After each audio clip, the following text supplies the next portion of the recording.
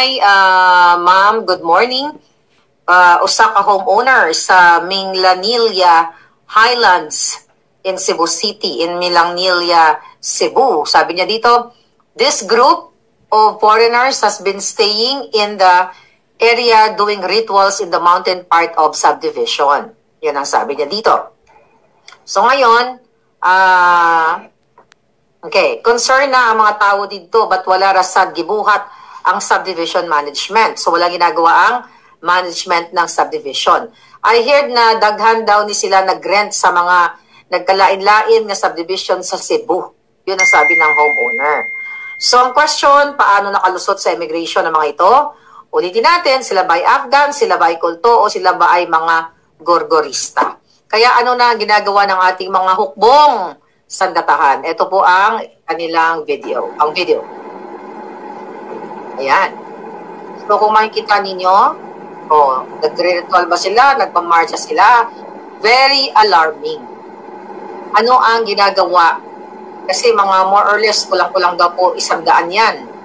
Okay? Ang mga foreigners na yan. So, tignan natin. Okay, tignan natin ito. Kita mo? Kita nyo? Anong mga lahi yan? Ano ang ginagawa niyan sa Pilipinas? Bakit sila nandiyan dyan? Diba? Mga kababayan, pumasok ba silang undocumented? Sila ba ay dumaan sa tamang proseso? Yung mga foreigners na yan, dumaan ba sa tamang proseso ng immigration? Okay?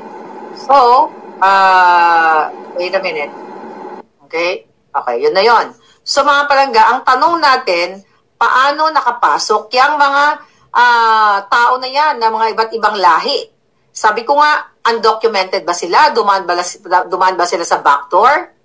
Diba? Ano ang ginagawa nila? Bakit sila nagmamarcha? Matitino ba sila? Kasi mga kababayan, naaalarma yung mga taga Cebu dyan sa community na yan, kung saan, syempre, mga ibang lahi yan. Secured pa ba ang ating bansang Pilipinas? Ano ang ginagawa ng ating mga sundalo, mga kapulisan? Diba? Kasi pwedeng mga gorgorista yan, or alam mo naman, gumawa ng mga iba't ibang krimen. Nung pumasok ba sila sa Pilipinas?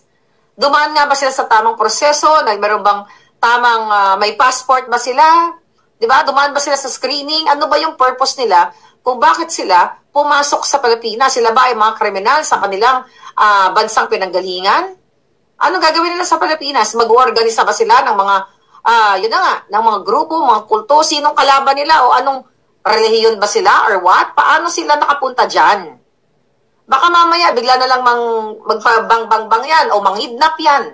O baka mamaya pala, sila ba ay recruit ni Lisa Tanas from Romania? Ano yung mga activities nila? Pwede silang sangkot sa what? Yung sinasabi nila mga spy-spy, baka mamaya ipinadala dyan.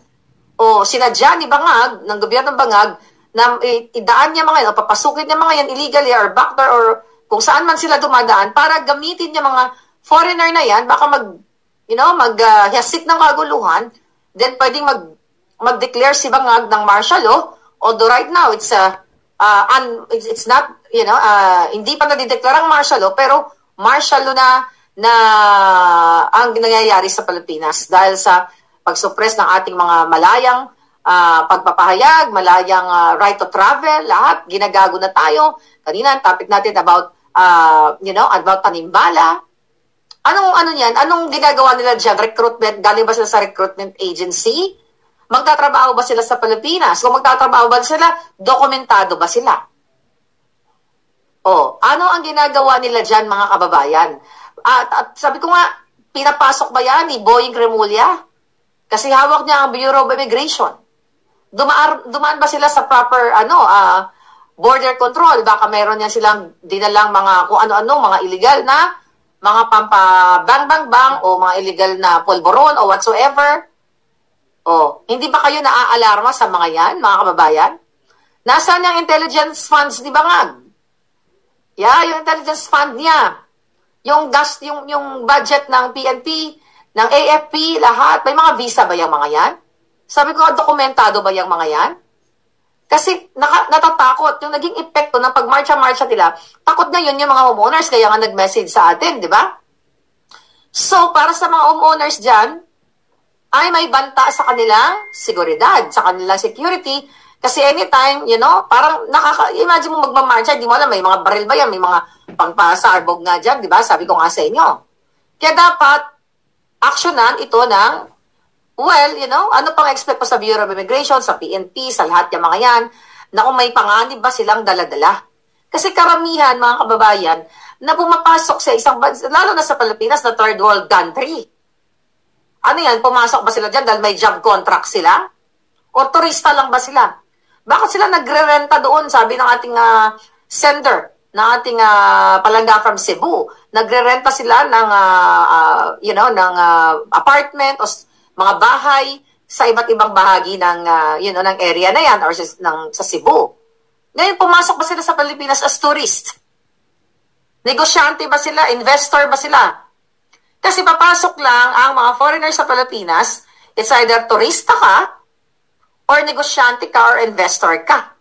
Pero mahirap kung iilan lang yan ng porsyento, na papasok ang isang foreigners sa Pilipinas para magtrabaho,